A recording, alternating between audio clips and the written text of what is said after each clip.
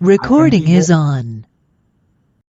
I can also use the standard deviation of the pH, okay, the water activity, and one inhibitor.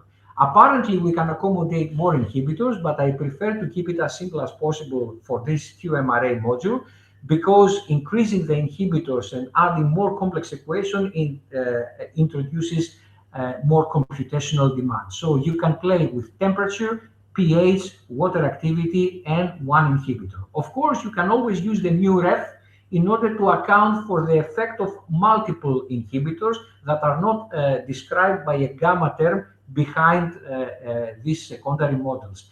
So in this case, I can introduce the values of the inhibitor in ppm, percentage, or whatever I have the values.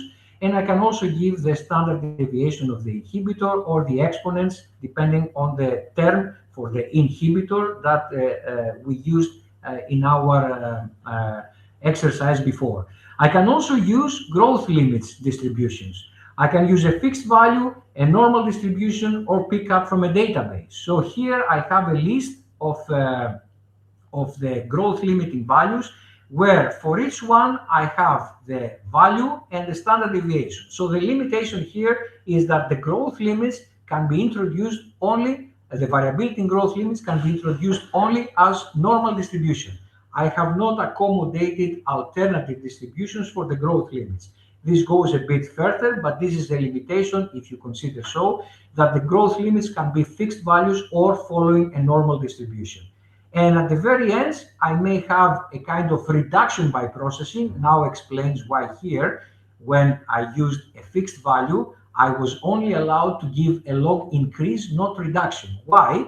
Because the log reduction can be introduced here as simulating, for instance, the impact of processing or impact of a decontamination practice, and that can be given also as a fixed value or as a normal, per, or uniform distribution. So for example, here I can say that I apply the contamination process that kills either no cells, or most commonly killing one log of cells, or maybe maximum 1.5. You always see the preview here.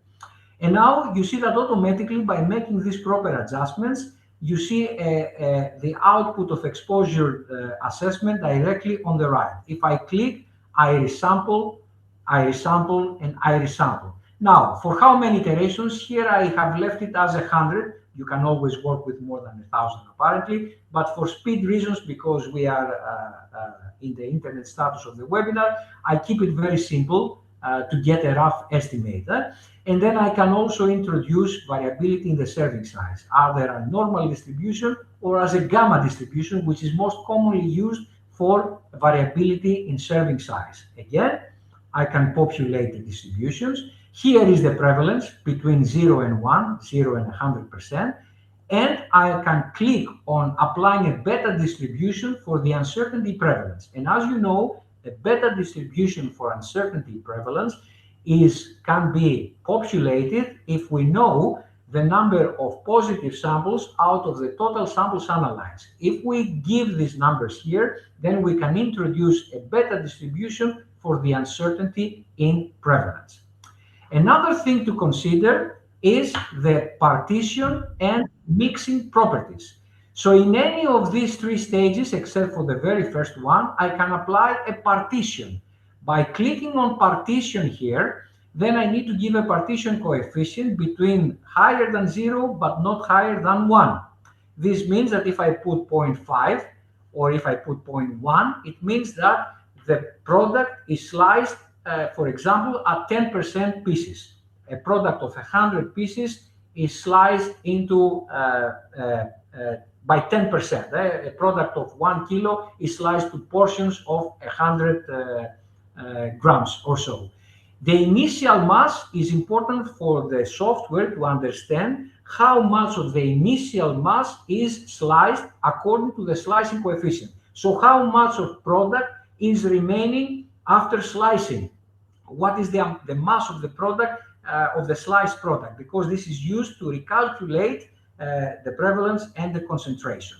So I can use, for example, 1 gram, which is not realistic, of course. I can use 1,000 grams, etc.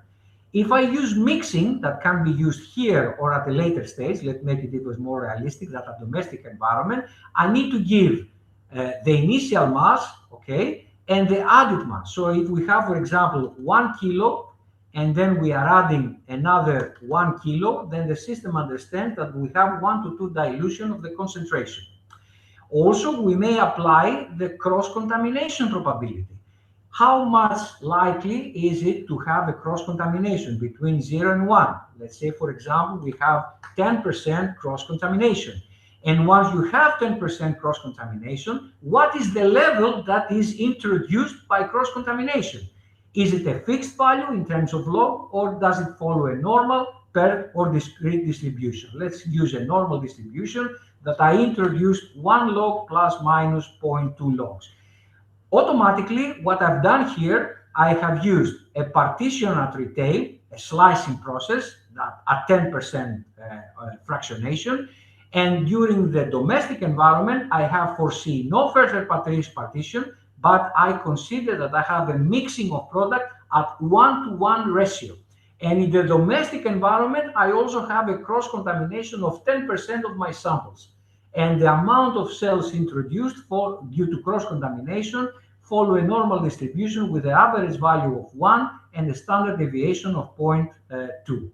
And finally, of course, if I'm referring to the same product and I have no changes in the product characteristics, I need to remember for those stages of the food supply chain that play a critical role to maintain the product characteristics. This is something that the user is responsible to do, because the system will consider the values that you see here. So if I have a product with 32.5 inhibitors, for example, nitrates, okay, I need to declare this information throughout the food supply chain. Okay, and this way I'm informing the system that I have a product that goes through 3 consecutive stages, with one phase is having a decontamination, and another, sorry, here's something I changed by mistake.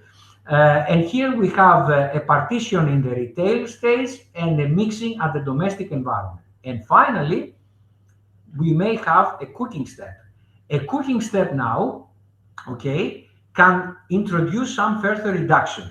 And these reductions can be introduced as a fixed value, as a normal distribution, a paired or a uniform distribution, or a thermal inactivation model. A thermal inactivation model requires some parameters to be introduced.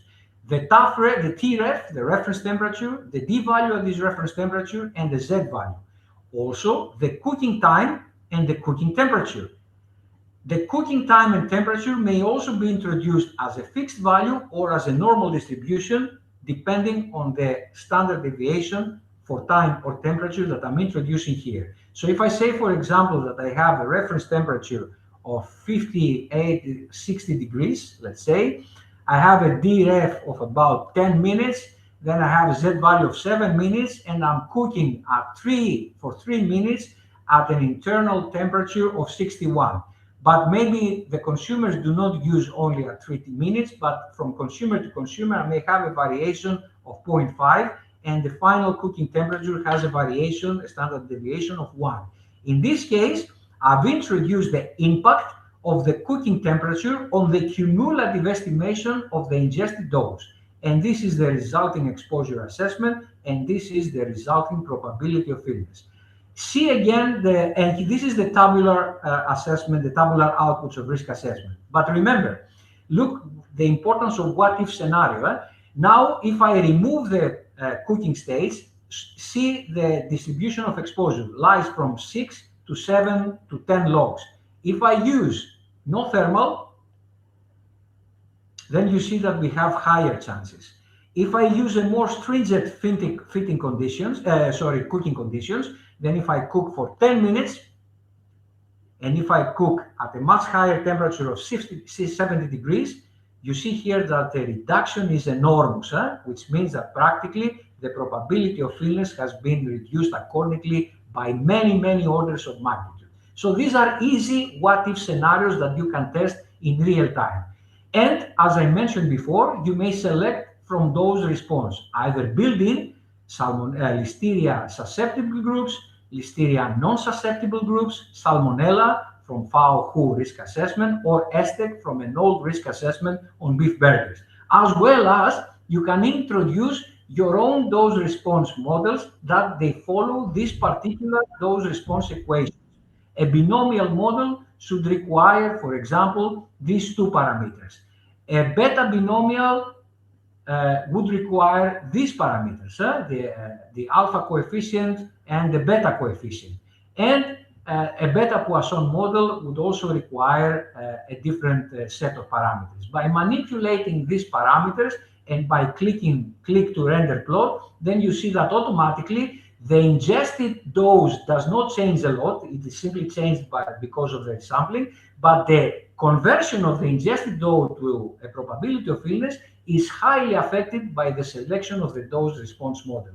So we have to be very careful and critical to make this type of exercises. And if I change the prevalence from 0.01, for example, that gives an average illness per service 2 to minus 13, if I increase 100 times the prevalence, so instead of having 1%, 0.1%, having 10%, and applying, you will see here that you automatically change the average probability of illness per serving according to the dose response and the introduced probability of illness. Let me update again here. Okay, so here there was a bug that was not considered before. So you see here that we have a change of 2 orders of magnitude of the probability of illness because I increased the prevalence by 2 orders of magnitude of the average probability.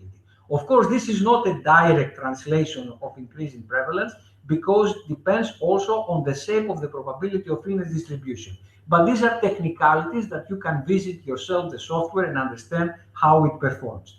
And this is the sensitivity analysis window where you can see the tornado graphs with the positive correlations appearing in blue, looking on the right, and the negative correlations of the variables to the final estimate illustrated by the red bars with the direction to the left, to the negative correlation. This way you can estimate based on the changes in the input values on the left panel here, how much sensitive are the probability of illness to the outputs. And you can see here a very realistic estimate that the cooking has the most impactful contribution. Why? Because we tried a very intense cooking process.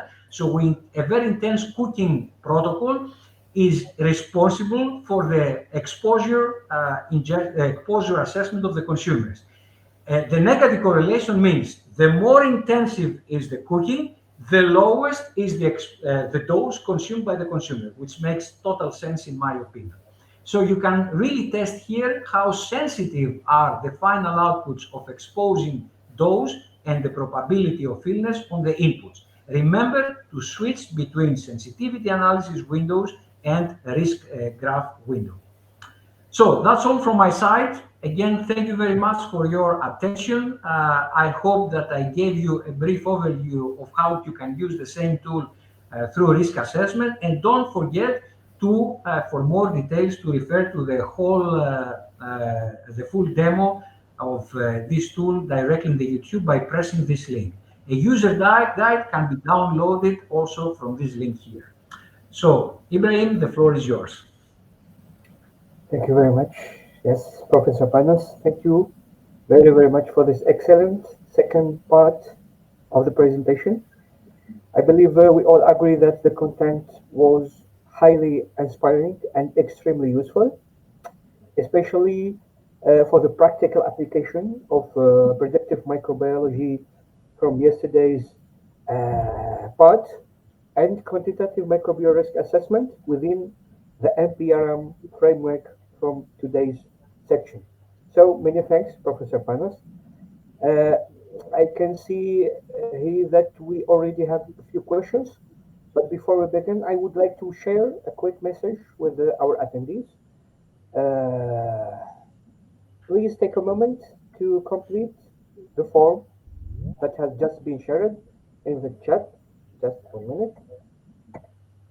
Okay. Of course, to issue correctly your certificate. And now, with your permission, Professor, I will start with a question from yesterday's section. and then Sure. I proceed with questions from today's presentation. Okay, so a participant asks you questions. He say, thank you for this pivotal information.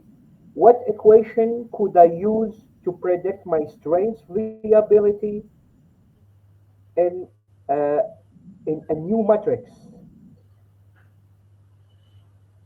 You mean to predict the bacterial growth with a predictive model? Yeah, Is I that think, yeah, yeah. okay? Then this is, as you said correctly, a question related to the yesterday session. So you Exactly. see my screen, right? You see the screen on the tool on the screen. So then I need to move to either the gamma growth simulations or the inactivation and user simulations. So we have two options. Either we use built-in gamma models or we use user-defined secondary models through equation editors or available in the database. Now, this replies to the question about the choosing a microorganism and a built-in food. If we go to gamma growth simulations, here, for example, the default mode is Listeria, and the behavior of Listeria, as I mentioned yesterday, can be calibrated by applying the proper new ref value on the cardinal mode. So you have to go to cardinal mode and use the proper new ref value in order to inform the model about the behavior of Listeria in the different matrices. If you are a more advanced user, you may also use the correction factor. If you have, for example, the new max calculated in broth, the new opt calculated in broth, then you can correct for any food by estimating the proper correction factor. Of course, this requires some experimentation, but not a lot. A simple experimentation to calculate a reference mu value, mu max value in a food. This, of course, still refers to Listeria. As I mentioned yesterday, you can pick up microorganisms from the database if, and I put capital letters, if you still want to use the full gamma model equations. And you have a variety of different microorganisms that are also shown here on the table. Again, for each microorganism you select, here I have selected Salmonella, now I select Pseudomonas, you still have to update the mu ref value. So the mu ref value is the only thing that is not updated by selecting a built-in microorganism, because the growth limits are updated, but not the mu ref. The mu ref is a kind of food-dependent parameter for each particular organism. But always bear in mind, please, that you have here in this session the gamma growth simulations. No matter what model you are using, no matter what microorganism you are using gamma models, and the gamma models rely on growth limits. So if my question, before I go to the next level, if my question is, I have a microorganism that is not included in the list of those shown here, what I need to do, I cannot use the pickup from database. I can go to system values, and then I can introduce either manually by typing the growth limits. In this way, we are informing the system for the new microorganism. Or remember, we can upload cardinal values from a CSV that we have compiled ourselves. And I give you the example here, the one I used before. So this is a cardinal value file, for example, for another microorganism. By uploading this, okay, then what happens, you see here, instead of Listeria, now it takes some time to update. Okay, I have also Listeria strain in the organ. Never mind. So what I can do, I can show you how you can do it manually. I can use another microorganism. Give me a second. So I open the Excel file that is behind what I did before. Okay, here the organism was, sorry, it was again Listeria monocytogenes. I forgot to mention that. So I will call this microorganism Panos, okay, as if I am a hazard in the foods. So if I call it Panos and I have updated, for example, all these measurements, then if I call this here, I call this this file, so automatically here the title will change to Panos.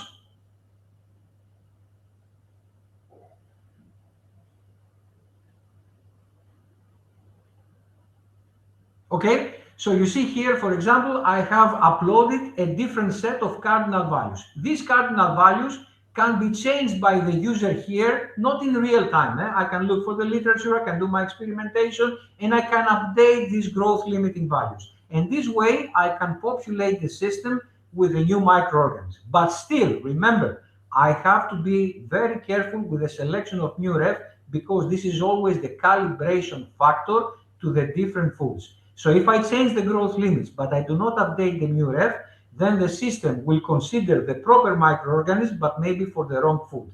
So this replies to your question, how do I calibrate for different matrix? I answered the question in a double format, hopefully.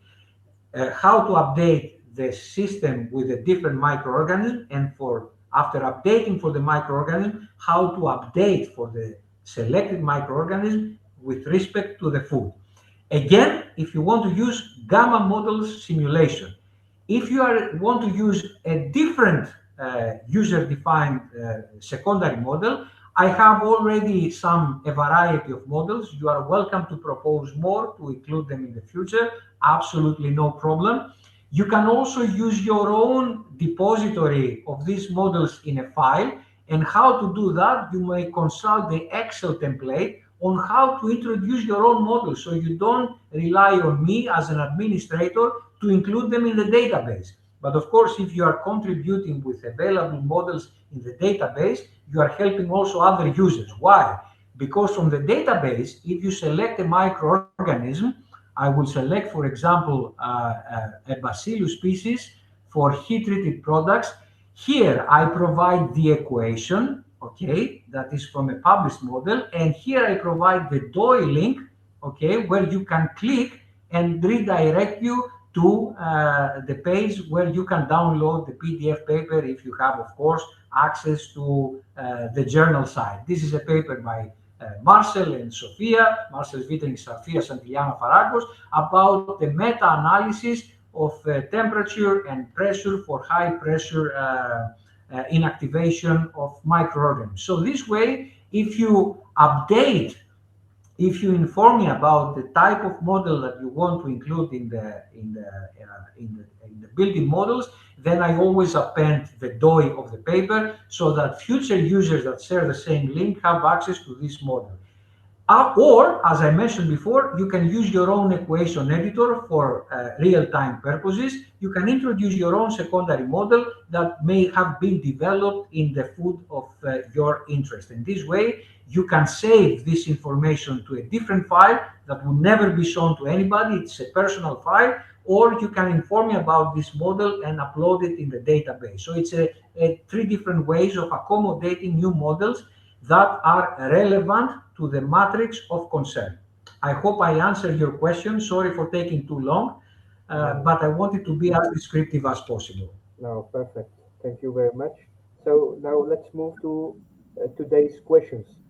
So the first question is, given all the stochastic options in the tool, which inputs variability typically has the biggest influence on the probability of illness in a QMRA scenario, and why? Well, this is not a prefixed answer, in fact, okay, and that's why we need the sensitivity analysis. Theoretically, I mean, you can always judge by experience, and you can confirm your judgment based on sensitivity analysis. But I would expect that the time, the temperature, the initial contamination, the prevalence, and the cooking scenarios really are impactful factors, as well as for Listeria particularly, the final population density and the serving size. I mean, whatever, think that the sensitivity analysis tries to correlate, okay, the input variables to the output variables. So if the output variable is, for example, the ingested dose, you have to consider, for instance, for Listeria, that low levels equal to low risk, which means that Listeria presence is not enough to cause a problem. Listeria, although it's an infectious organism, so theoretically a few cells could create a problem, like with Salmonella, Campylobacter. This is not entirely true. We want to have rather larger numbers of Listeria, so we want to have some levels of growth so that Listeria reaches a relatively higher levels than Salmonella and E. coli to cause illness. As such, the factors that contribute to growth and the absence of a cooking step, the factors that contribute to the final achievable level by Listeria, which is, for example, the time and storage and product characteristics that allow for abundant growth, plus the serving size, and whether there are competitive factors in the food environment which might suppress the maximum level that can be achieved by Listeria. All these are influential factors of the ingested exposure, and through that, of the probability of illness.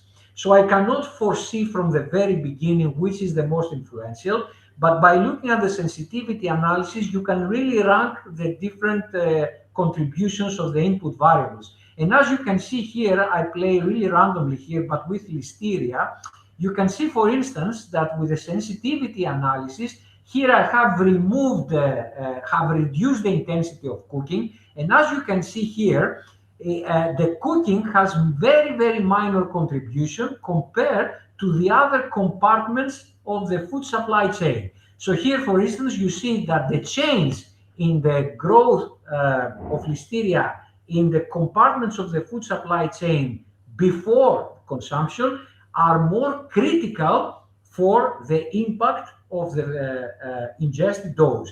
And why the maximum population density is not important? Because I have left this as a fixed probability, as a fixed value. So if I go here, let me find it, Nmax. Nmax is the maximum population density at the stationary phase. So if I shift that to a probability distribution, then you will see that this will also appear here. So you see the Ymax is the maximum population density, and you see that is one of the very influential factors, but not the highest one. Why?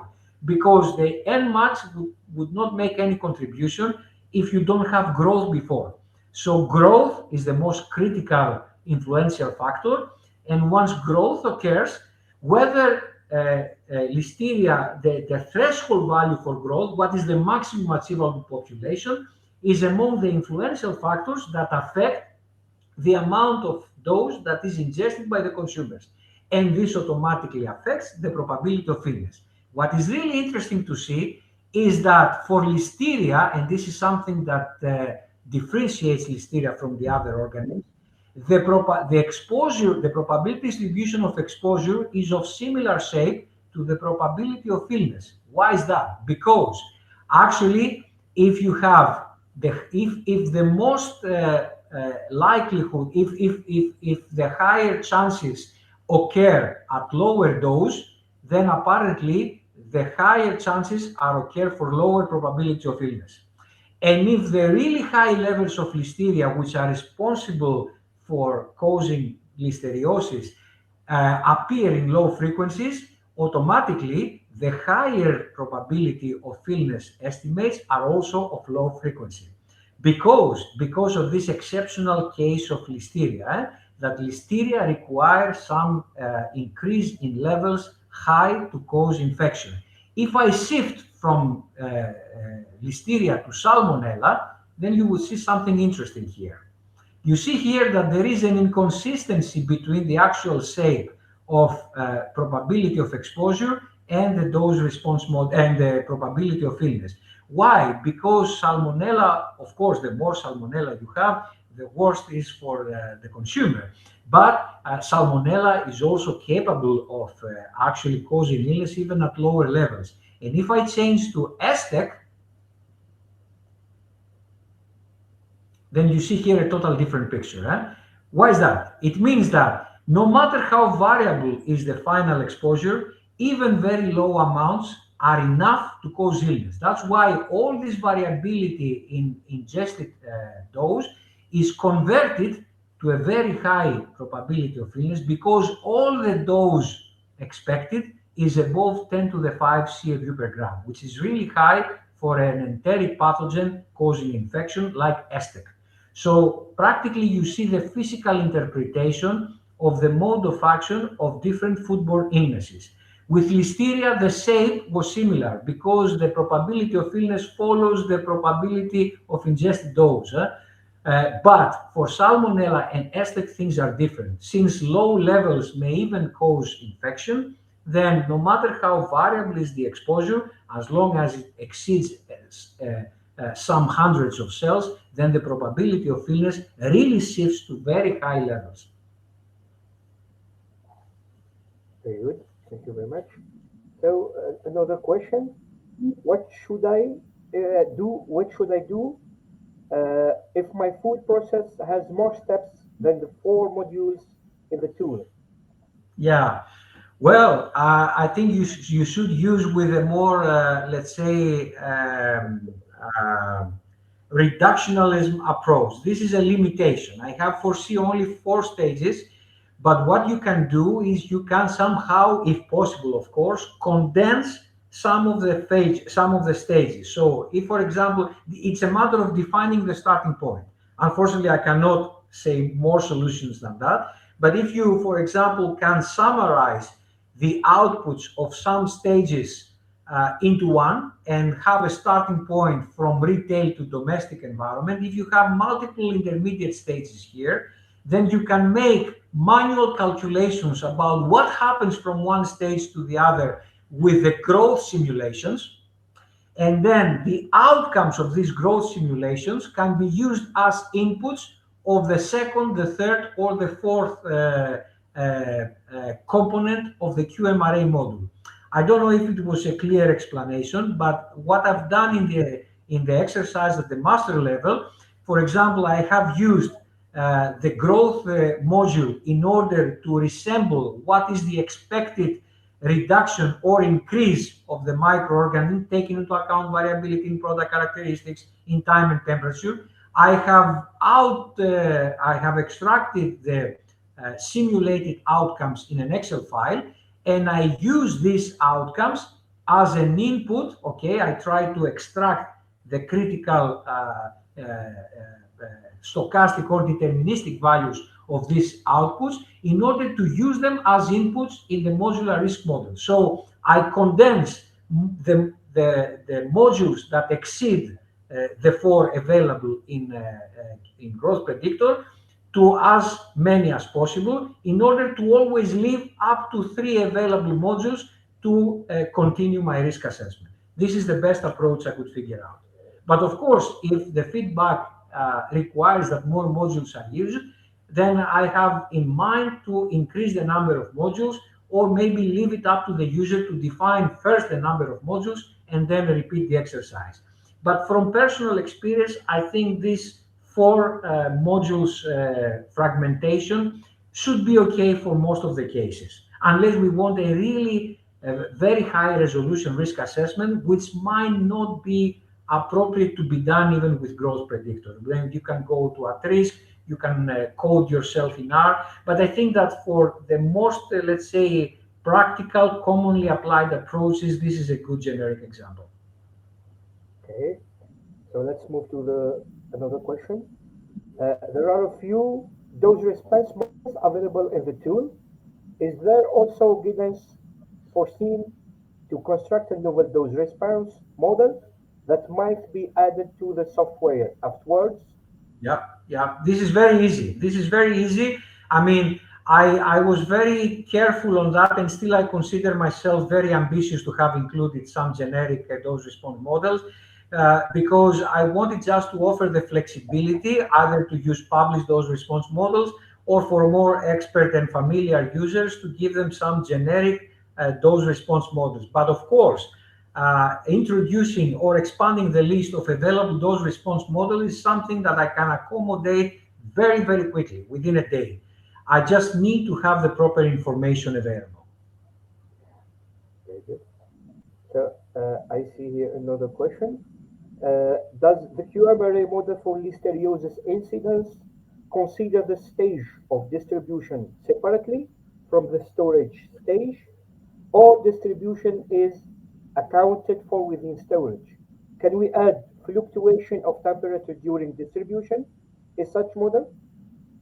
Yeah, sure. I mean, this is a matter of how you interpret these stages. So here, for example, End of processing to retail practically is equivalent to the distribution, okay? Because the starting point is the end of processing, and this term represents the distribution from the processing to retail. Of course, that's why I have included the ability to introduce appended time temperature scenarios, because here you can introduce both during distribution and during retail multiple time temperature scenarios. So I consider this is not a problem, because this equivalence to distribution and this equivalence to retail. Now, one may argue, for example, that I may have 3 consecutive channels of distribution within Greece, for instance, then distribution within Europe, and then distribution to China. My recommendation in this case to use this type of tool is somehow to merge the impact of time temperature conditions of all these 3 channels into a single time temperature scenario. Or if you can estimate, for example, the probability distribution of temperature for the whole 3 channels, create a kind of a kind of consolidated temperature probability distribution for describing the variability in temperature characteristics.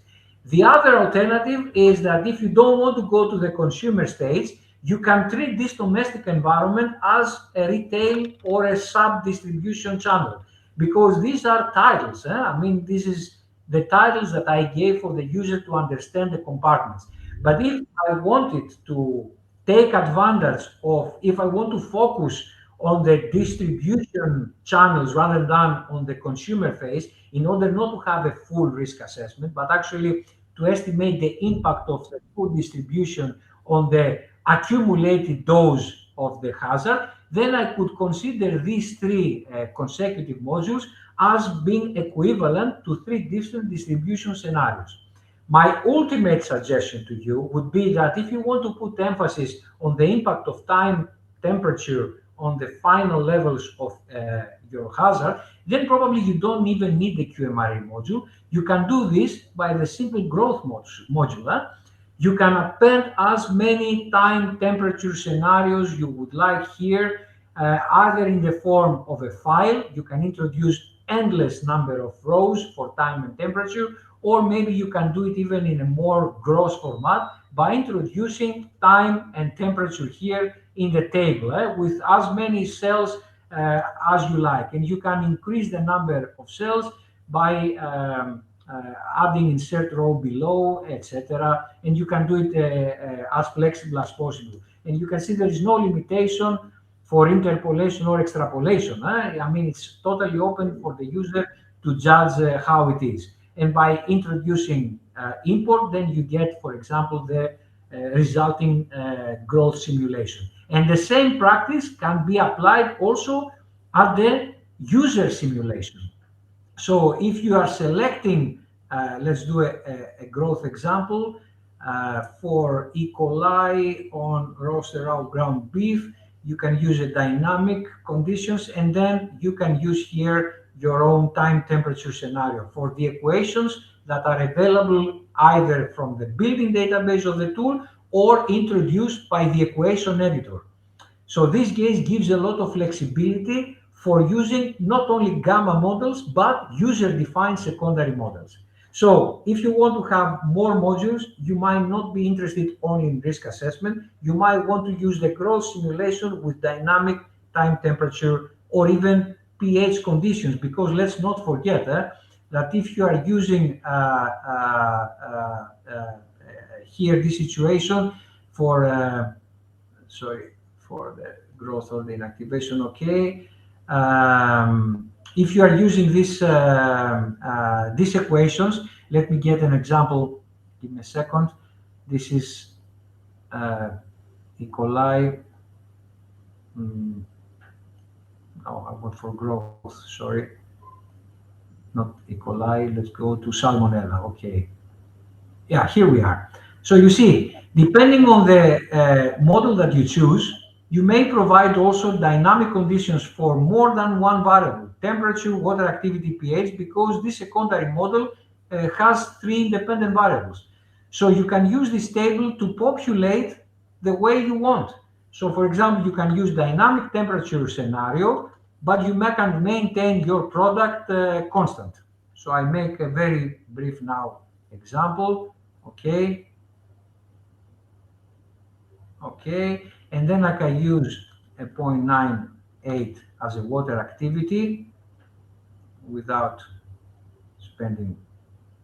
changing that. And for pH, I can use, let's say, a small reduction and then staying the same.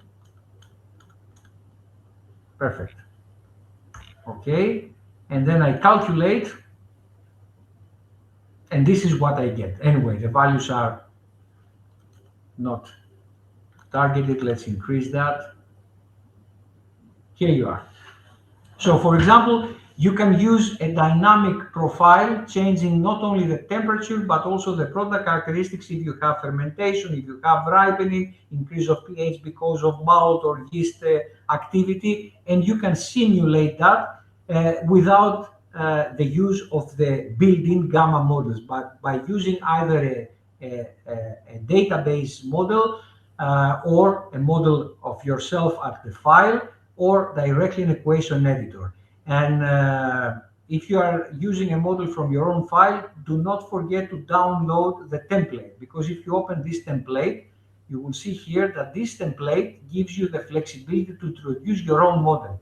So you have to introduce your name, the formula, directly the formula, okay, the units of the variables, the food, the rate scale, the DOI, if you like, and whether the model is in activation or growth, so that the system knows whether it should start from a low population to reach a high number, or it should be the other way around for an activation model to start from a high population and go down to a lower level.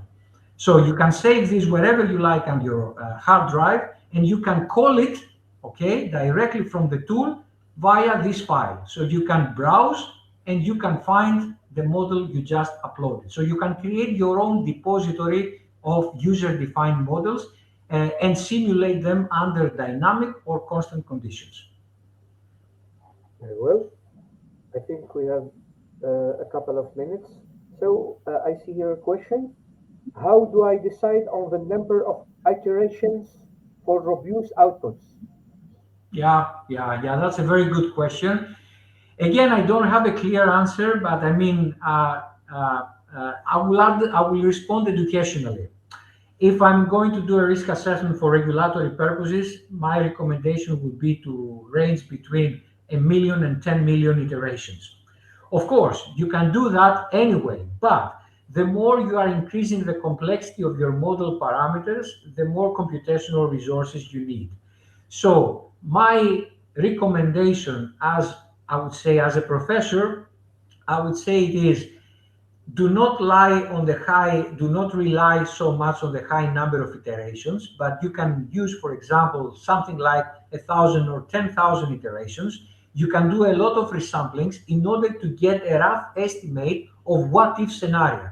I mean, increasing the number of iterations will increase the robustness and accuracy of your final estimates, but it will not change a lot the real trend, the relative trend of the different scenario. So my suggestion, I mean, we should not treat tools like that, any of the tool actually, as a panacea, is a Greek word that means that heals everything. No, this is not true. I'm not ambitious that I have created a tool that gives solutions to any problem. I would be quite stupid to think like that. But what I want to stress here is that you can still use it as a what-if initial estimate with a very good accuracy and a very good approximation of the reality. And when you come up with your real robust what-if scenario and robust risk assessment parameterization, then you can dedicate even a tool like that with a very higher number of iterations. And I can tell you from experience used of this tool that if you are introducing this variability, probability distributions for any single variable that is introduced into the system, then the tool will start slow really down above 10,000 iterations. I mean, if you put in variability in growth limits, variability in time, temperature, serving size, partitioning, mixing, cross-contamination, inactivation model, the serving size and everything, I mean, it would start increasing the memory resources, and this will cause significant delays. I would do that only once I have finalized my setup for the risk assessment. Then I would really like to see how much does it really change by moving from 10,000 to a million iterations. Thank you. I think we still have time for one last question. So, participants say for fungal contamination of food, could we use the same models as for bacteria? Well, here in the growth simulation, I didn't explain that yesterday, and thanks for the question. I have also the option to change between bacteria, yeast, and fungi.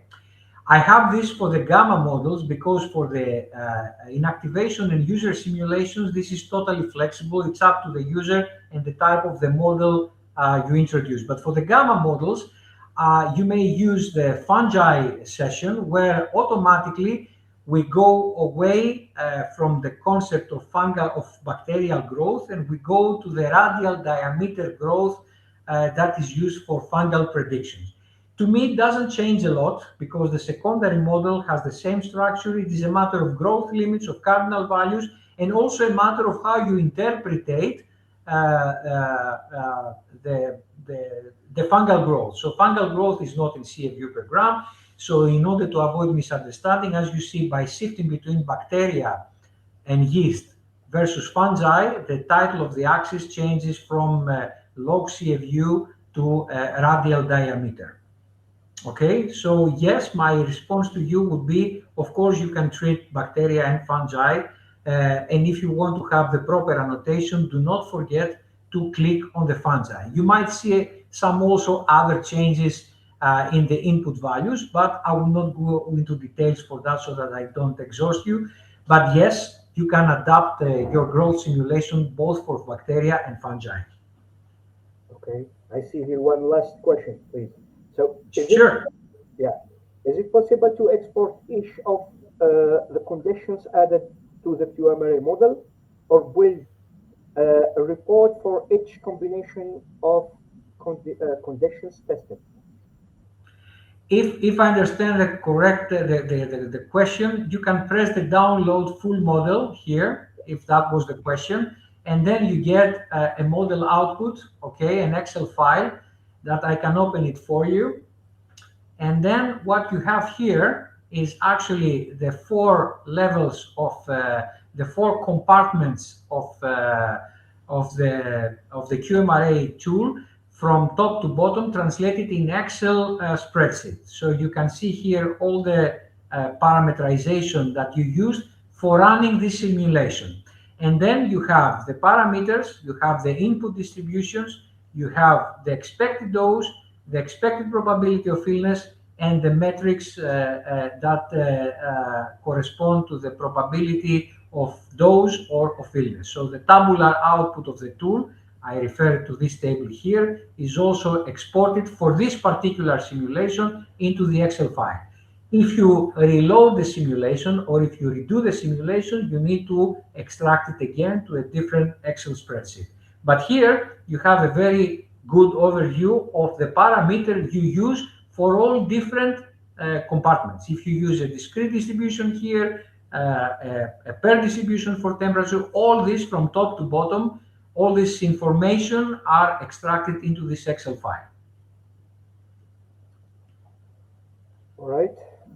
I believe we have now addressed all the questions. So, if we have no more, I think that we can close this section and officially conclude the second module, which is the final webinar and the last webinar of the year. On behalf of all the yICPMF members, I would like to sincerely thank you, Professor Panos, for your time, especially during this end of year period, and for your excellent presentations, two-part presentations, 2 days presentation. It was truly a pleasure to have you with us today and yesterday. And I would also like to take this opportunity to encourage all attendees to participate in our upcoming activities And please remember to follow us on our social media channels to stay informed about future activities and opportunities. And of course, you are always super welcome to join us.